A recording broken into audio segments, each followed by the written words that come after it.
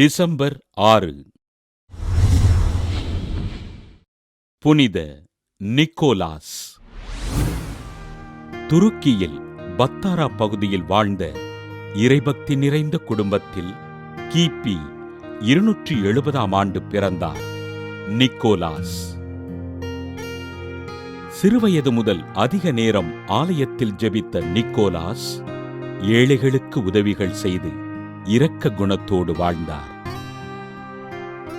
தன் 15வது வயதில் தன் பெற்றோரை இழந்த நிக்கோலாஸ் குருத்துவ பயிற்சி பெற்று மிரா மறைமாவட்ட பேராயரின் திருக்கரங்களால் குருவாக அருட்பொழிவு செய்யப்பட்டார்.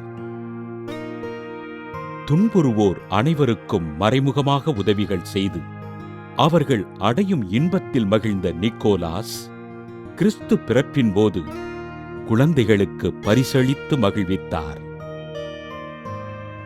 கிபி 325ஆம் ஆண்டு புனித பூமிக்கு திருப்பயணம் மேற்கொண்ட அருட்தந்தை நிக்கோலாஸ் புயல் காரணமாக மிரா பகுதிக்கு வருகை தர இறைவனின் அருட்செயலால் மிரா மறைமாவட்ட ஆயராக திருப்பொழிவு செய்யப்பட்டார்.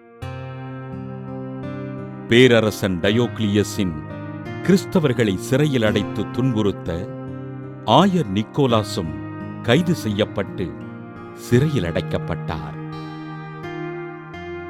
மிரா பகுதி முழுவதும் கடுமையான பஞ்சம் ஏற்பட மக்கள் அனைவருக்கும் உணவளித்து பாதுகாத்த ஆயர் நிக்கோலாஸ் கிபி 342ஆம் ஆண்டு விண்ணகமடைந்தார்.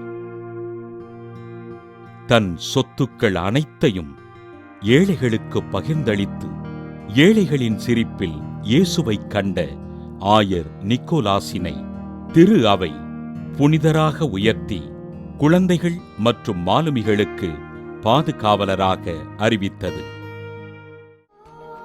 கிறிஸ்துமஸ் தாத்தா என்று அன்போடு அழைக்கப்பட்ட ஆயர் புனித நிக்கோலாஸ் திருவிழாவினை கொண்டாடுகின்ற நாம் கடல் பயணம் செய்வோருக்காகவும் மாலுமிகளுக்காகவும் ஆண்டவரிடம் ஜெபிப்போம்.